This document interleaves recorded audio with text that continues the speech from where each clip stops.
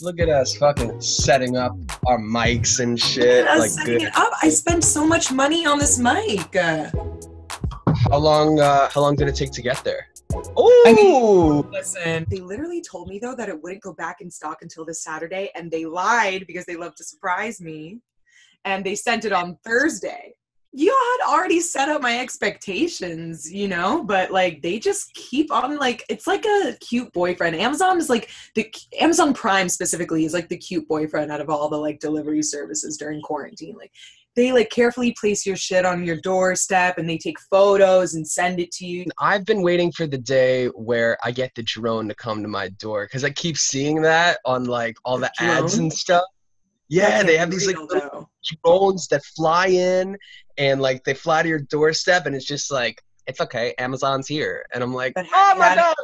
have you had They- anyone like do you know anyone who actually has had that experience? no, I feel like that's like only for like Jeff Bezos motherfuckers anyway. Facts, exactly. Fucking Exactly. bullshit. I'm gonna give you the introduction that you deserve, okay? Wow. Our first guest is a woman. This woman is a YoungArts finalist. Just Yeah, it's my like claim to little Timothy Chalamet, yeah. she is currently a bat with me at the Flea Theater. She just came out with a song, Da Rona, A. She played Miss Sherman in Fame. There's an extensive amount of YouTube material on you. I feel like Wait, research for you was really easy because I didn't want to tell you any of this shit. Like I go in for my guests. wait, I go, what? You went onto YouTube? Talk about it. she's looking out.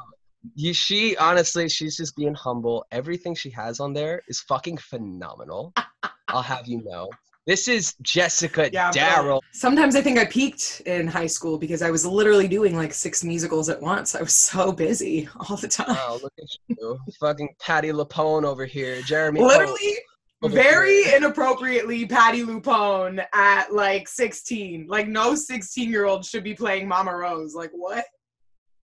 Wait, you played Mama Rose. I fully did. Ah! You imagine like everything's coming up a roses. Like what? Oh my God. I saw Patty LuPone in Gypsy when I was Did you? 12 years old. My Wow, you're mom really lucky. was really annoyed because we had to walk up the steps. They were mezzanine seats, but they were front mezzanine seats. Mm-hmm. And this was the same production where like she was like, "Oh no, put your phones away." It was legendary. Everybody knows about it. She was like, "How dare you? We are in a theater. Get him out of That here." was you at Wait, the show you were in? no. It was the same production. Oh, It okay. For a second I thought that you were saying that you were there for that night. And I was like, tell me. And that woman was me. I'm Patty LuPone, bitch. All this time, I've been getting into off-Broadway theater to really learn New York. To really No, learn the ins and um, outs. she was incredible, and they actually had to stop the show during it because like they couldn't get a set piece on stage, and it was like my mom's birthday present. She was like, "God fucking damn!" It was wonderful. It was so. Wait, who got this as a gift to your mom? My dad, like I had been working my ass off for it and they had been Mm. wanting to see Dear Evan Hansen for like years. And I was Mm. just like, I don't get it seems a little too like corny, too like feelings for me. I'm not into Yeah, that. two Like, feelings. Yeah, everyone knows Keith hates getting into feelings. yeah, man, I don't catch feelings. Yeah. I Yeah, you spark don't. them. Very good. Let it be known. Ooh. That's But I very good. spent $800 on these fucking tickets for Dear Evan Hansen. And it was because there's no other option. Otherwise, you're all the way up there. And I feel like if you're spending that much money for a show, you might as well have the best seats anyway. I And mean, yeah. she wanted to see Jordan Fisher because he won Dancing with the Stars, and that's her fucking thing. And we get there, and we find out it's his standby, of course, which I was excited about because, like, I think No. about I think about it from the actor's perspective, and I'm like, how exciting is it that he gets to go Yeah, on? yeah, but she's like fully disappointed. She was at first, and then there was another factor. There was a young girl behind us who I'm gonna be as polite as I can about this, and I was during the show. She like had some sort of thing where she had to like she had to like sort of make sounds during the show, and she was with her family, and she's a young kid, and my mom was just but by the end she was bawling. It didn't even matter that this girl behind us. Interesting description of this scenario. It's very funny. It was wild. But your mom just like did not have the temper for it. She just she wouldn't. But I think because she knows how much money was spent on it, she knows it wasn't like her husband who she could yell at. It was fucking me. Yeah. But it exactly. It was an exceptional performance. Enough about me. How are you doing, man? How are you doing? You're down in Miami, right? I am down in Miami. I am here in my childhood bedroom. This is my bunk bed, my childhood bunk bed. Christmas lights. You have a sibling? I do, but she is in Texas with her significant other. They live together. Isn't that nice? So yeah, so nice. She gets to be with her significant other and with me two retired parents. No, but I'm low-key the lucky one. When I wake up in the morning, I'm like, would I rather be making out and doing stuff or have free food? It's literally a constant battle. You can relate. Have you tried to explore doing that during this whole thing? Have you tried to explore, like, because virtual dating is a thing? Boning during quarantine? No, not like physically, but dating. Like, I was a matchmaker for a while. That was my day job. Doing online matchmaking. With Simone, yes. And she is still going strong. She actually just she was like training a bunch of other matchmakers, but unfortunately there was a huge like company cutback and I was laid off from my job, which was really awful. Yeah. Because technically my client list was like cut down in half. It was, I already cried. I went through it. I had 10 clients. Literally half of them said, I love this idea. Let's keep going. I see this as an opportunity. And the other half were like, dating is not a priority right now. I need to process this. Right. Totally understandable. Yeah. They don't know what they had. They don't know what they had. It's just get like a package or anything at least, or a package? Like a what do they call that? Package? Yeah, or a like forbearance. Is that what that's you mean called? Like money? Nah. Yeah.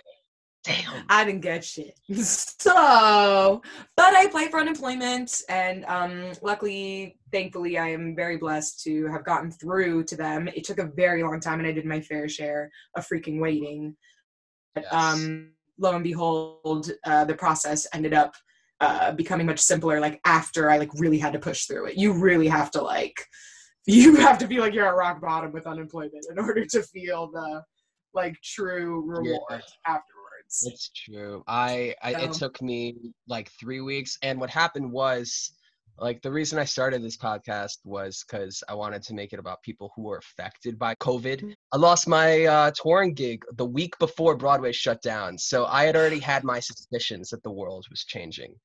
And this was something I was looking forward to, but we have to adapt and all that. So it took me 2 weeks to get through to unemployment, and I like low key, I don't even know if I should be saying this. No, I applied under the tour, under the theater company, and it totally worked. I didn't even fill out a W-2 yet. I got lucky.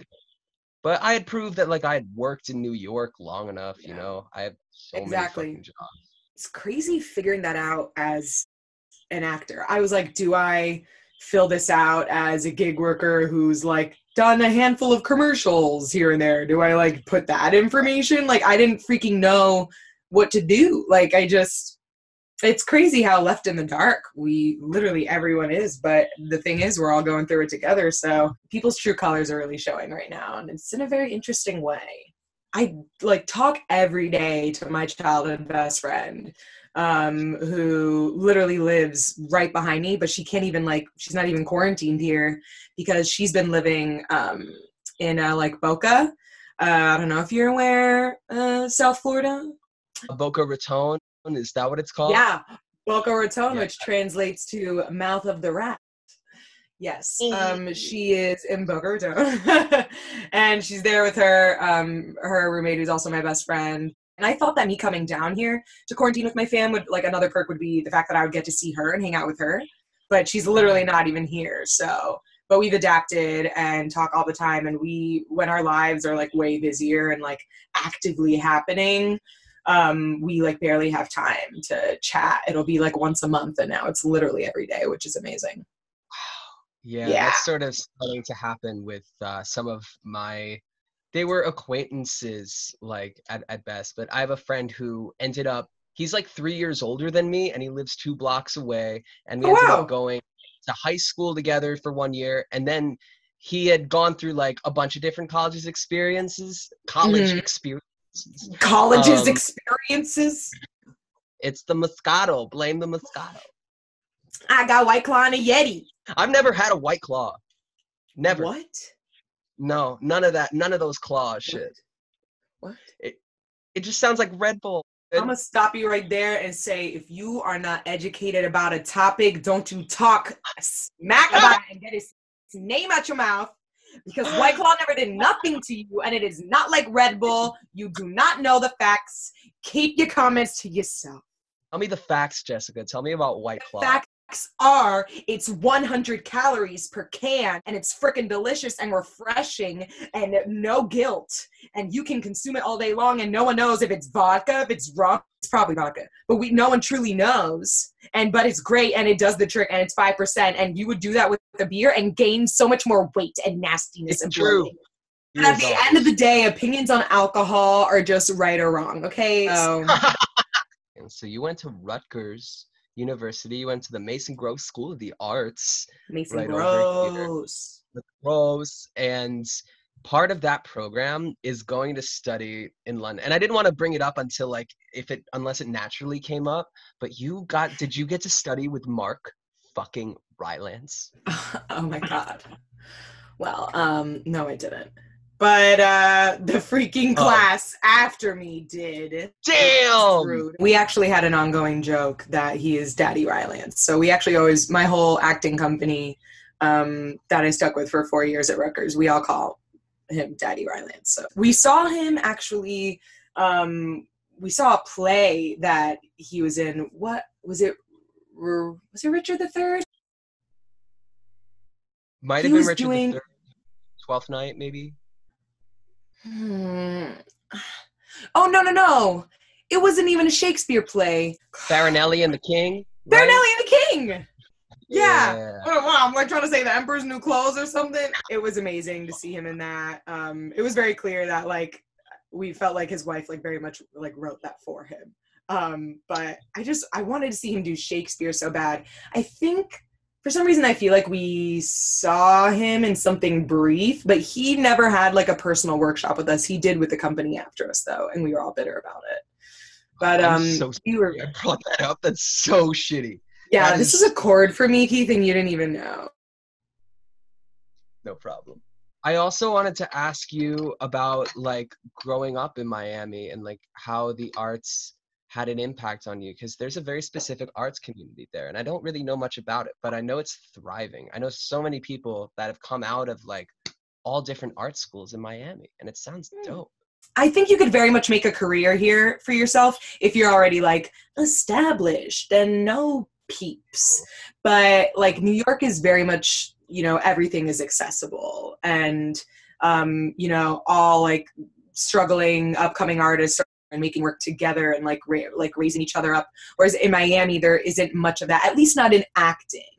I don't feel like you very much like here. It's always felt like I often felt isolated in how I wanted to like shape my career here, because I knew that really my only way in would be like through the path of musical theater, which is why I did it so much, and I loved it. Yeah. But you're so good at it too. I really could not believe my fucking eyes. There was a specific clip that I might have found. Share it, and oh my God, no! It's everybody because it's with Timmy Chalamet. People have to see this because you were just so good, and so you had such whimsy and such good instincts as such a 17-year-old kid. It's wild. I've never seen That's really anybody, funny. any women like that at that age who like were so mature and smart enough to like articulate theater, That's musical really theater. kind of you to say, Keith. Oh, this is Look at oh that my strut. Yes. Chief cook and bottle washer. That's what I always was, doing what some cook and bottle washer does. Go stand and take the tickets. Go make the corn go pop.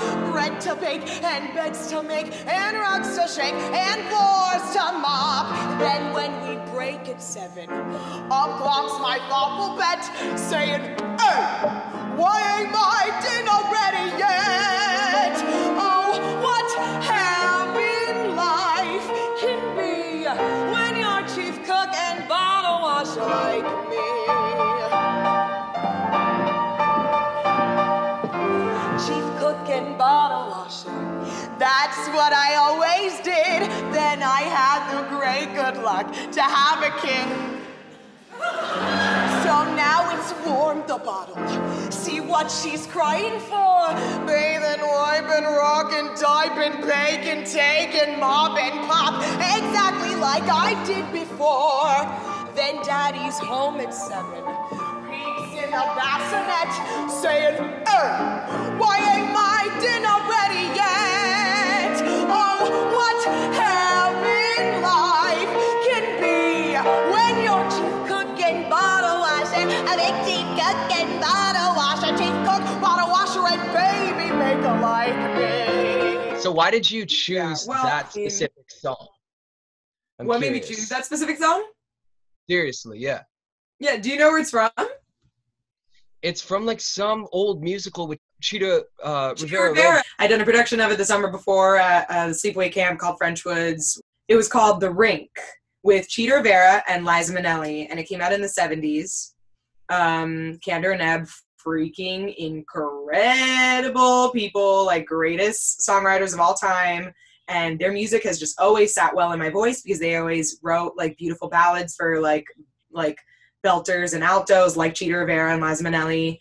And the musical didn't really do well on Broadway, actually. It didn't last very long, so it didn't become super popular. It's a very like obscure musical, and at least I'd like to think at this point with my knowledge of musical theater.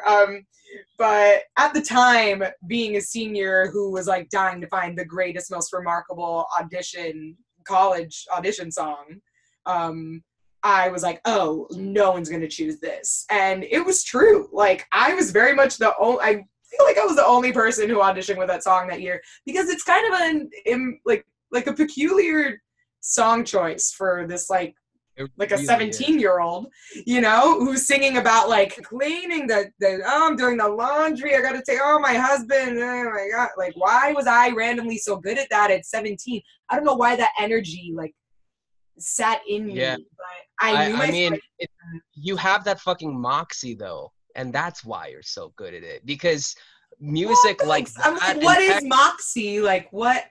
But moxie at 17? I don't know. Yeah, man. Yeah, you did, because you could see it in your phrasing, in like every little beat you made, and you would take all this time and all these moments to like distress a little bit without being like a damsel about it. That's what like set you apart, I feel like, because you weren't so precious about every little fucking thing. Oh, what is he doing to me? It's like, oh, what the fuck is he doing to me? It's a huge difference. That's a funny interpretation. Yeah. We don't get that a lot in musical theater as much anymore. Like, we're starting to get it again with like great musicals like Six and stuff that showcases like badass strong women and shit. But there was a period of like those women, like the Elaine Stritches, the Patties. Those are the people that I looked up to. Like, I fully would. Anytime I did musicals at the local Alper GCC where I did community theater, and fully not Jewish at all. That's just where our like theater company was located. Well, Carol Burnett was like the main thing that I always got.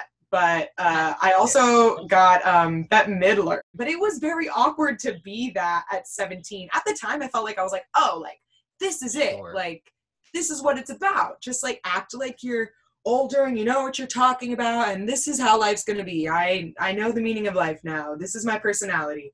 And then it just completely shifted the second I came out of the musical theater world, and I was like, oh, I can, like, be an actor through my own, like, self. Like I don't have to put on something. Being in the musical theater world, it definitely requires a certain kind of personality that sometimes I feel like the trap of musical theater is people feel like they need to put on, like they need to put things on.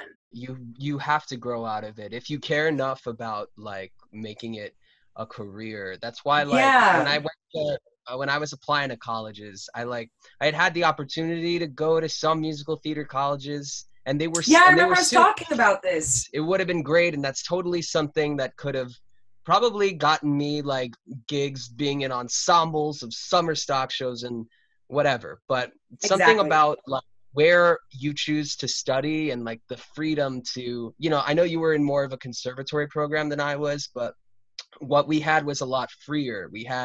It was a bit academic, but you still had the chance to take acting classes, and the space, it was kind of like a playground. You book the space. I was able to direct plays. I was able to like act in different things. And that sort of freed me. That's pretty amazing. You got to do all of it. But also it didn't necessarily give me the structure that I had hungered for from college that I knew I wanted.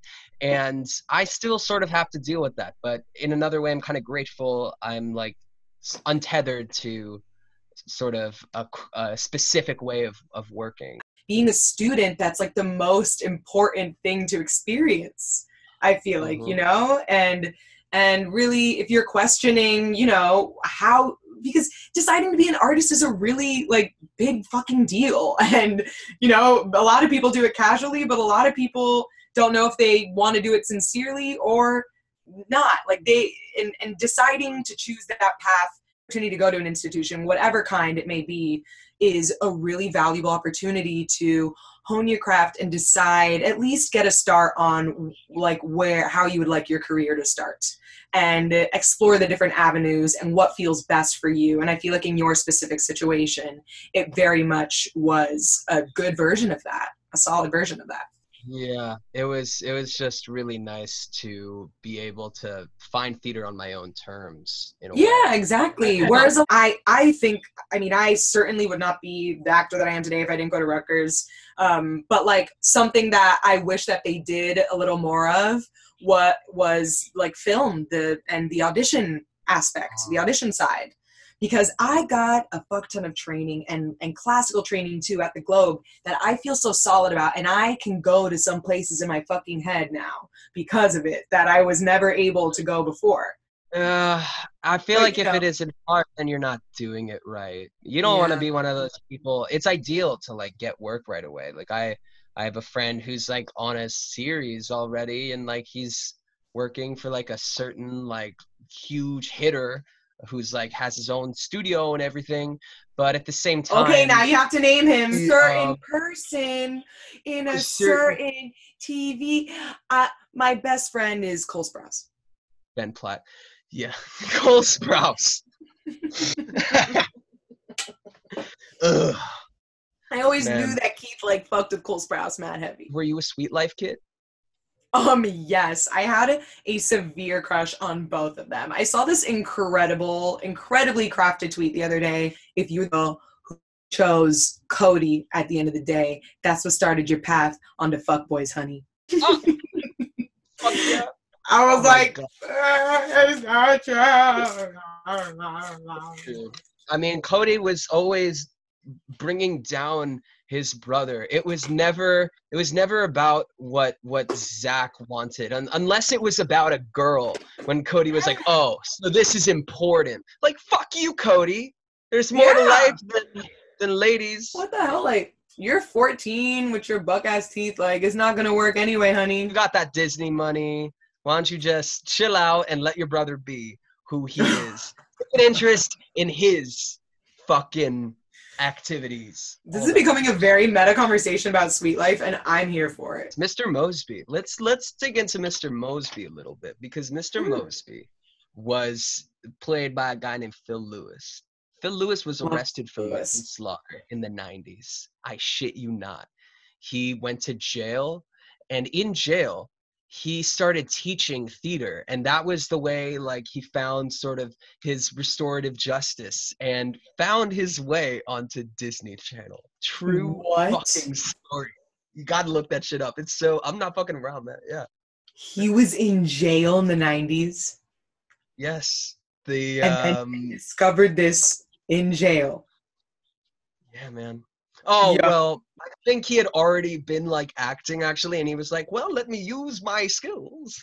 Well, why don't we use our resources? You watch The Masked Singer? No, why does everyone care about that show? I don't anymore. Angry. It's really scary because listen, the only time that I'm gonna watch a show like that is if I'm feeling vulnerable and I need to feel comfort from my TV screen because I got too high on accident during quarantine. And I'm like, what do I do? And then I put on the fucking Masked Singer and I'm terrified for my life. That actually is a really good segue. A year ago today, I was in a cabin tripping shrooms on an off day of shooting a movie. Oh, I know what this experience is. You do?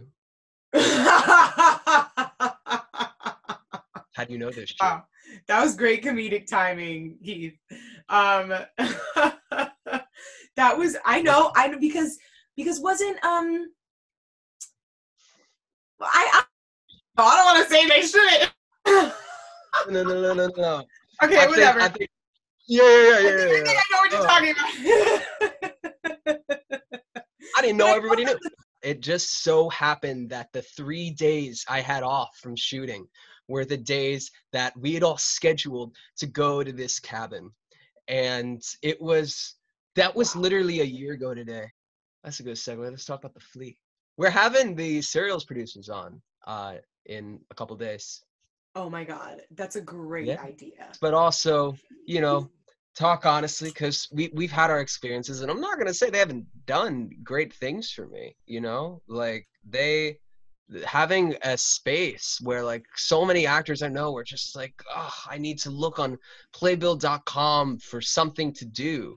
And it's like, we have something to do at least once a month. Like, we want, like, we have that option. So it's the reason why I'm still a bat to this day. And I know that, I mean, I know that it looks some type of way that I literally haven't been in one main stage since I joined the Flea about 3 years ago. But I truthfully, I mean, considering the circumstances, and listen, everyone who's a company member at the Flea, anyone who's been through it there and back knows the situation, and we don't get paid. But basically, I'm unfortunately not in the position to be able to sacrifice that much of my time in order to be in a play because I need to sustain myself. And like, that's a whole other situation. But main stages just haven't come to me in that way yet. They just haven't fit right in my life. I'd have all the time in the world now, so that'd be funny. Maybe we could do a virtual play. But there are just so many other aspects to the Flea that it's the reason why I still hold on, and I really am so grateful for their presence, because bad hours, like, I can go in and just like, there are just so many things there for me. People I can talk to, a costume closet I can access, a green room, a computer, like a printer. A printer like makes a difference. I want up here just for the printer, and do you realize that, y'all? No. But I definitely like, I'm like, so I fully pulled up before, like, just use the printer though, and I'm like, I gotta. Oh my God, are you kidding me? I literally go to auditions at 8 a.m. I sign up, and then I used to go to the Flea, sleep in the green room for like 2 hours, print out my resume there, and sometimes a fucking headshot.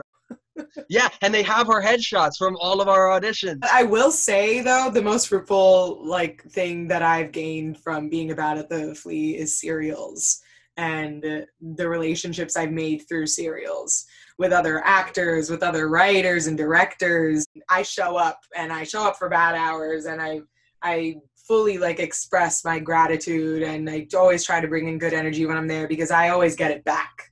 It really is an amazing place for that. Just people trying to be there for others. So, yeah, and just like the fact that I met like, Joan Sergey, the director, like she's directed serials before. She's just so amazing. She's like one of my favorite artist friends that I made in the past year. you have no idea who you might end up working with, and Exactly. now it's been a really funny turn this pandemic for the Flea, because now the instinct right away was put serials online. That's the most that we could do right now, and it's shifted the attention of the entire institution onto the bats in like a way that like, not to say that we don't get highlighted by them, we totally do, but we are the people they can rely on to make. I'm helping edit serials. I've been going through with my director,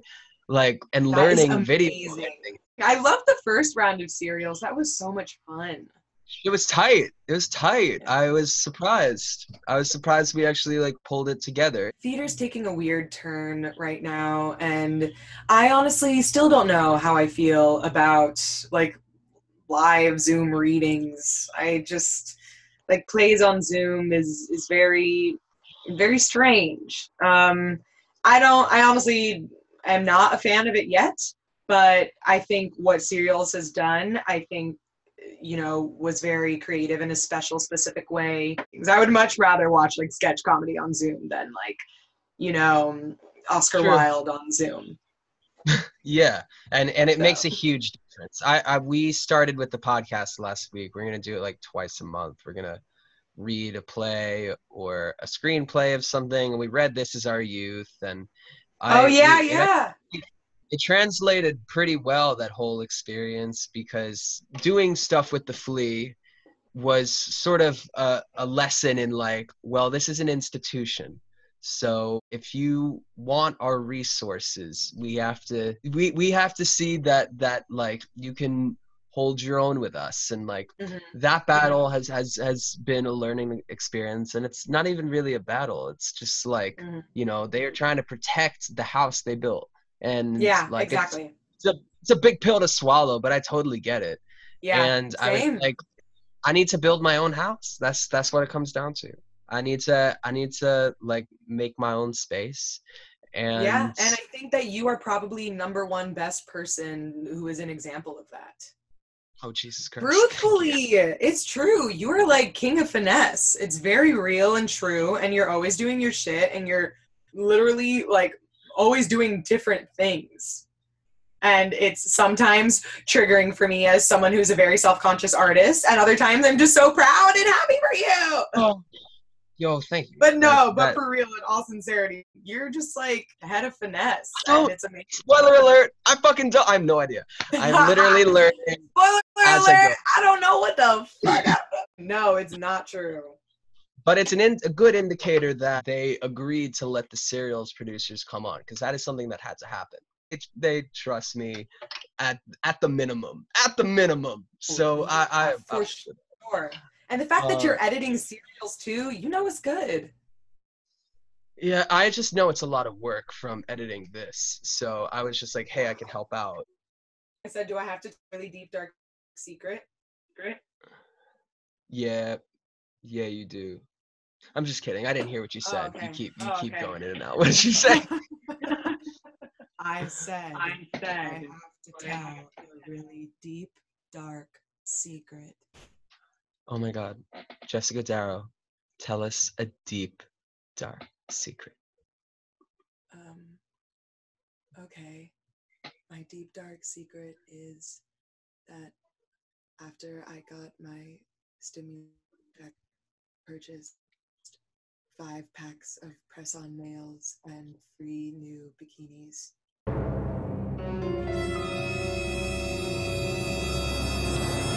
But they look so cute.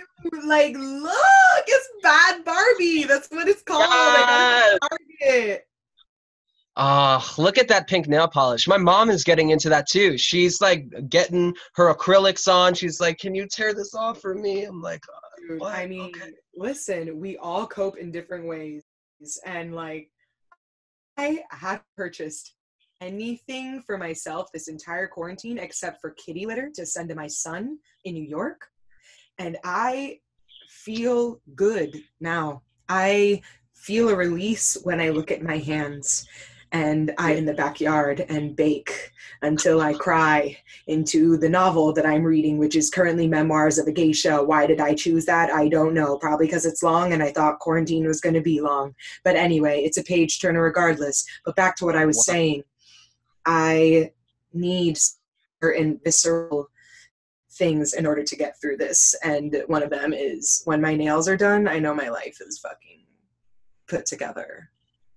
Yo, I hear you. I hear you. You got to do those little things for yourself. I personally have been like biking a lot. That has been very therapeutic. Yeah, I've just been getting that. Oh my God, what is it called when you get that shit from the sun that starts with an E?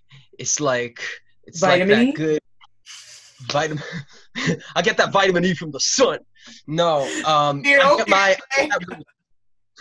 It starts with an E? What are you saying? Endorphins. I get my endorphins. You get endorphins from the sun? Yeah, isn't that how that shit works? It doesn't matter. You got endorphins from like exercise. And, well, I mean, yeah, you're sweating. Okay, I'm not a scientist. I don't freaking know. Okay. Yeah, I remember in college somebody was like, yeah, let the sunlight get into your endorphins. So I always just believed that was, but it was wrong, okay. the Woodstock of education. Oh, okay, word. Now we gotta know what you are watching. We gotta know what you're streaming and why. What I'm streaming? Why. Yeah. Mm-hmm. Oh, like what I'm currently watching. Yeah, what you watching, Jess Darrow? I'm watching Ozark with my family. It is so fucking good. You need to watch. Too late. What do you mean? That's me and my dad's show. We finished that shit in 3 days. Oh, really? Yeah. Well, the 3rd season. That's amazing. Yeah, we're on the 3rd season now. We started at the beginning of quarantine, and I really like it. For a second, it took me like a little bit to get into just because they're like lengthy freaking episodes and it's dark, but it's good. And the complicated plot structure is constantly blowing my mind. Like, I'm always just sitting there like, this acting is so freaking juicy and good, and y'all are continuing to surprise me with your reactions and also with these like relations. Like, how did that tie in? Y'all just made it work so like crazy. Jason Bateman is a freaking genius, and I want to make out with him because he has a hot, sexy white dad vibes, and he's just tall and talented, and I've never been attracted to an old white man this way in my life ever before. I honestly, I gotta tell you, like, especially the 3rd season, I've always known it's good, but like, I don't know how far you've gotten. I just saw Ruth and Ben do it. Also, funny story, Keith. The guy who plays Ben, do you know my correlation to him? Tom Pelfrey, Mason Gross alumni! It makes sense. That is Amazing Gross alumni, but I did a reading with him at EST. Holy shit, he did stuff at EST? Do you remember watching me in Bitter Greens at East 59th? Yeah. We did a reading of it end of 2017 at EST because Billy Carden is one of our professors at Rutgers. And he allowed us to have the space there because the girl who wrote it. Oh, yeah. She talked to Billy and like it worked out, and the guy who directed it was our acting teacher Kevin, and him and Tom Pelfrey are like butt buddies. They are in love. We needed someone to play the part that Ben played The, I don't even know the character Olivia name. Davis. Play Yeah. the Trader Joe's dude, and Tom Pelphrey at the time was willing to do it. Wow. And was like we did the play reading with him, and he was so perfect as the part, and was so like dreamy and wonderful. And now seeing him in Ozark, I'm literally like, oh my god, I did with you, and so beautiful and amazing. Yeah, So, yeah. I don't even think you've seen. Oh, it's crazy, man. It gets, and it's so satisfying. The ending is so satisfying because you're just like, literally, I'm not even gonna tell you, but the last minute you don't see it coming at all, and then it just happens, and it's like, Oh, well, really? I guess that just had to happen that way. And You see how excited you're getting about it? Like, that's how I feel about it. I don't know how else to describe it to people, but just like, you just have to watch because it gets like, oh my yeah, god.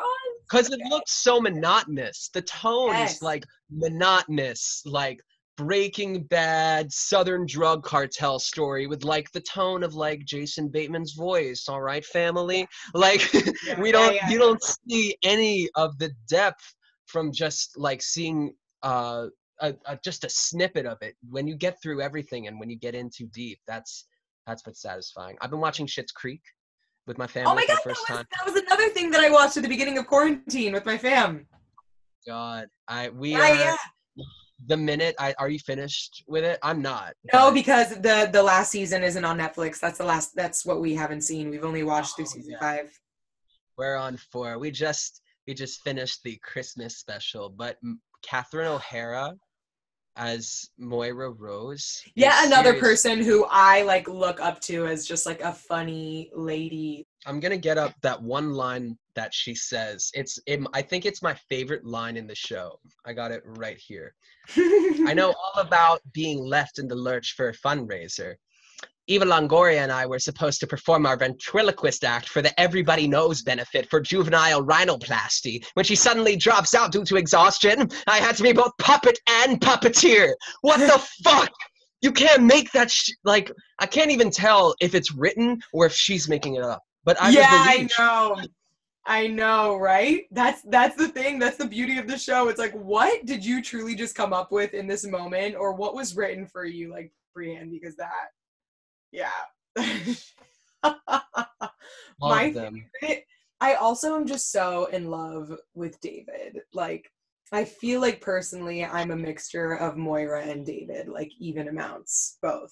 There was a time like last year where I was just like not being very healthy and like not leaving my apartment in Washington Heights a lot and just watching series after series. Like it was Euphoria, Orange is the New Black, all of these things, and they made me feel so satisfied as an artist. I was just like, I am sitting around doing nothing, and like it was the beginning of summer and like everybody was so healthy and all that, and everybody was just like, yeah, I'm getting my glutes going. There was an incredible amount of stuff that came out last year. I don't know if you saw in theater. I wouldn't say that your timing was like poor or weird or like out of the ordinary. If you took time to watch all the amazing content that was coming out during this time, then you were being productive, bitch. Like so yeah.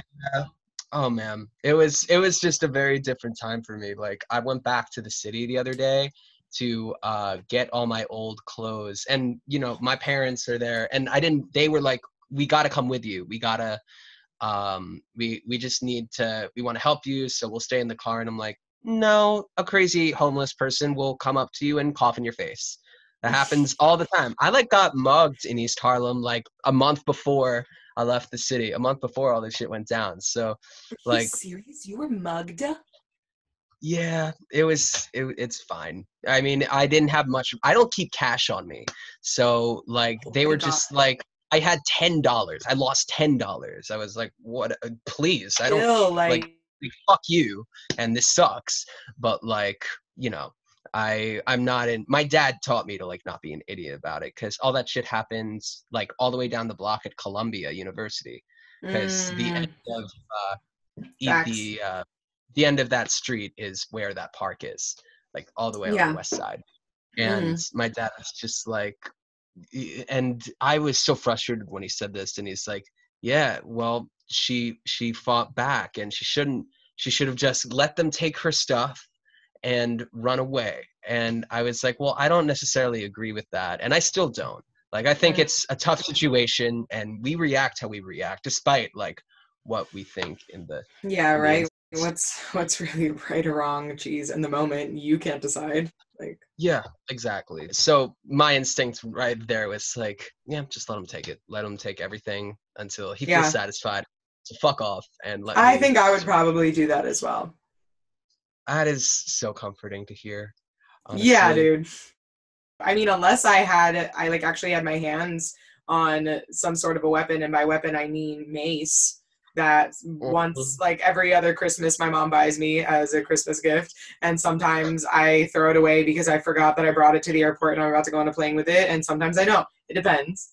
But if I happen to have my hands on mace at the time, or maybe, one time I had a thing that was kind of like brass knuckles, but it was like plastic, and you could put it, it looked like a little cat, and you could put it on your fingers, and it was meant like it had like two like daggers, because the daggers are like kitty ears, and then you could take it and then you just have it in your bag, and if someone approaches you, you just like through in the eyeballs.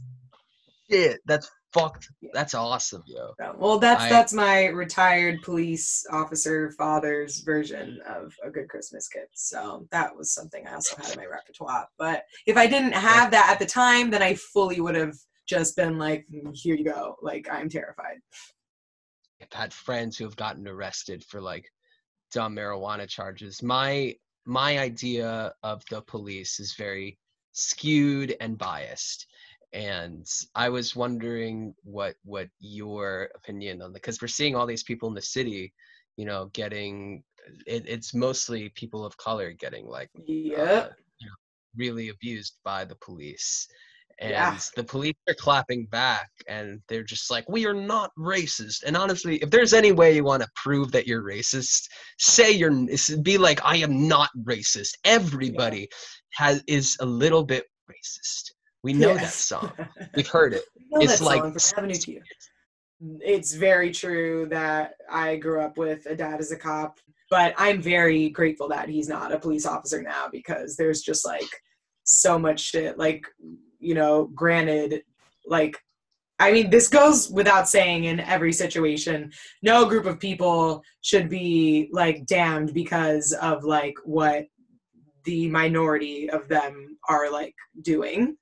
But at the same time, I am not like going to vouch for the police force as like this incredibly positive, wonderful, like safe group of people that is looking out for us right now, because like clearly there's a lot of work that needs to be done. And though I feel that it is truly unfair to those police officers who are actually good and are trying to do like good for people out there, unfortunately there is a vast majority of them that have another agenda, and it is coming out, and it's really sad and scary the way that it's happening. But I think that unfortunately this is the way like that it has to be done. You know, we're in a very weird era right now where you can see everything at your fingertips. Literally someone getting fucking murdered in the street. I also have opinions about the person who decided to film something like that and post it online and like not do anything during the time, but that's a whole other discussion. Sure. But you know, it's unfortunately this is just the way things have to be. I know my dad, and my dad's married to a brown woman who wasn't born in this country, so you know he's but you know, it's like it's not about that. It's just I feel lucky that he doesn't have to be a part of this mix. Both of my parents are retired, so I'm just happy that they're both at home. We're gonna play this beautiful song, and I'm gonna try to get the audio up so we can watch. What song is this? Yeah. Oh my god! Yes, here's my music video. Please work. Took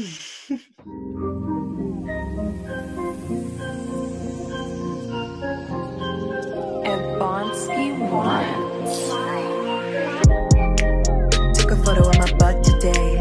That shit look cute. That shit look cute. You know I've been had that thought. I wanna send it to you. Should I send it? But all you do is text me memes. I don't wanna see that shit. I don't wanna see that shit. The memes is trash, boy. I just wanna see that. Ayy, the Rona, ayy, got me going cray. The scared. You should know that I never would share. You at home, sitting in silence with your 360, boy, don't try to hide it. Ay, the Rona, ay, got me going crazy. The Rona, ay, ay, send a picture. Man, I know you ain't sleeping. Watching my TikTok, I see you been creeping. TikTok, no savage. This shit called a send a pic challenge. Ay, patience running thin. I made us on The Sims.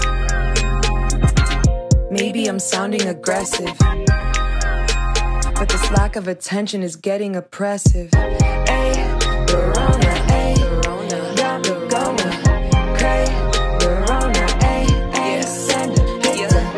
Let me get a text or a DM. I'm ready for it, boy, AM or PM. Modelo every day with a lime cool. Wish you were here, baby, you can home school. We don't gotta put it on the cloud. We don't gotta say it out loud. I know that you in the room with your abuela, but just send it quick, baby, don't gotta tell her.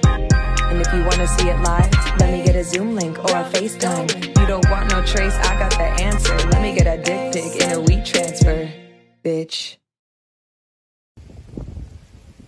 My eyes! My eyes! So then talk to me about making this music video. Yeah, listen, I started the shit because the second that I flew down here, I was like, I'm about to be bored as hell. What would be fun for me to do? So I literally just hit up my producer friend, like, as a joke. I was just like, yo, homie, if you're bored, like, throw me a beat. I'm just like, I feel like I could do something, like, funny. I don't know. I could come up with a song, something. I literally just had this idea, and I had an impulse to text him. I was like, if you're bored or whatever. He's like, oh, yeah, sure. Like, what vibe are you feeling? I was like, something like Janae Aiko, like atmosphere, like sexy back is still like throw down bar. You know Simone's rapper alter ego, rapper girlfriend? No. About to blow your mind. Well, that's a whole other podcast. But I'm gonna plug it right here. You should look up rapper girlfriend on Instagram, and she's literally like persona being rappers' girlfriends. And yeah, she's always a rapper's girlfriend. And yeah, she's like amazing. But he makes all the beats. Yeah. So I was just like, what am I gonna do? And like listening to it, the beat was so clean. And I was like, ooh, like I guess okay, what am I feeling right now? I'm feeling very freaking sexually frustrated and sad about that. So let me write about it. And I said, what's like a funny thing? And then at first I thought about exchanging nudes. And I was like, well, that's a funny concept. And I was like, yo, like no one really asks for like a dick pic. Like it's not really like interesting. Like I feel like nudes, like the female body's so much more interesting than just like a pee-pee. You know what I'm saying? But that's what I think is funny.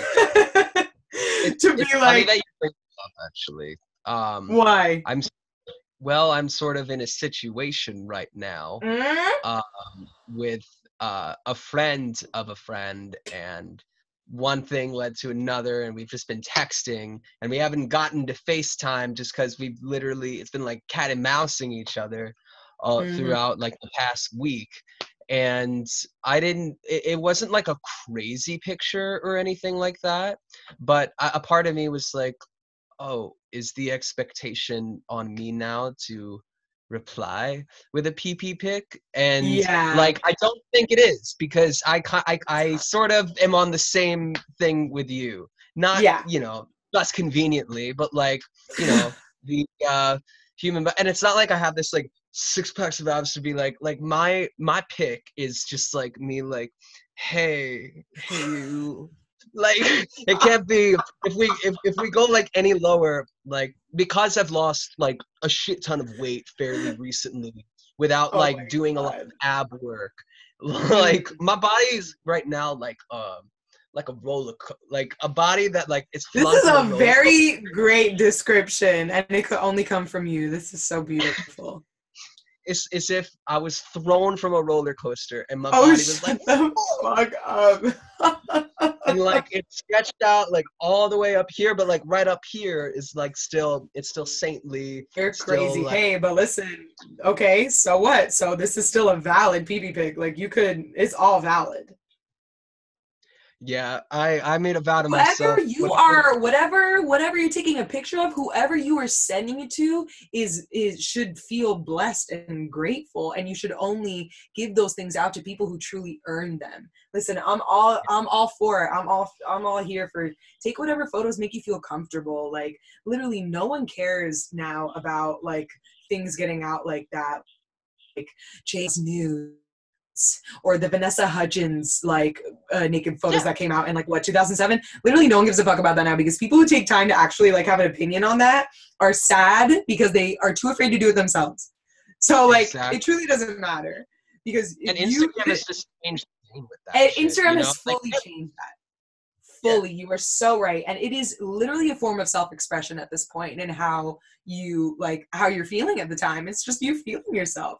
So more like art. More like art.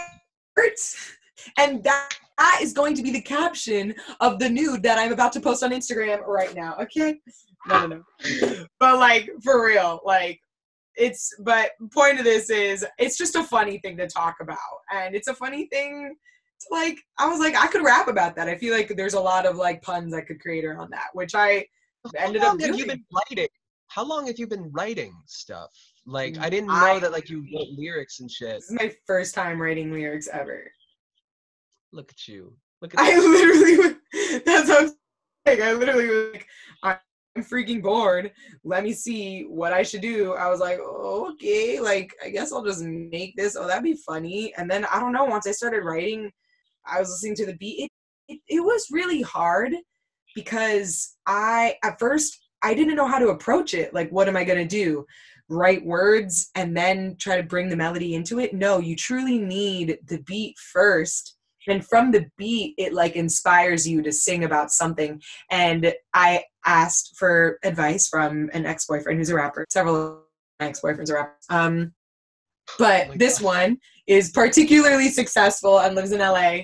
And it's an honor to work with him, because now that we are apart, like, I feel like we've both grown as artists and individuals in such a specific and interesting way, but he's fully like really started to get his own voice and his own vibe, and like is standing behind his own like style. And I just love working with it, because now it's funny that we never worked together artistically before, because we mesh so well together and we get each other's senses of humor. It's really interesting. Jessica Darrow, multifaceted artist, recording artist, singer, I'm not a recording artist, actress, rock star, pimp. I'm now a recording artist. Jessica Darrow is amazing. She's an extraordinary human being. And I thank you for coming on my podcast, taking that risk. Check out Rona A at her Instagram. It's me, Jess Darrow. Thank you, Jess. It me, Jess Darrow. There's no S after the it, okay, guys? I know it's confusing, but it's just it me, Jess Darrow. It me, Jess Darrow. Pull up. Come through. All right? Give me those Thank you, follows. Jess.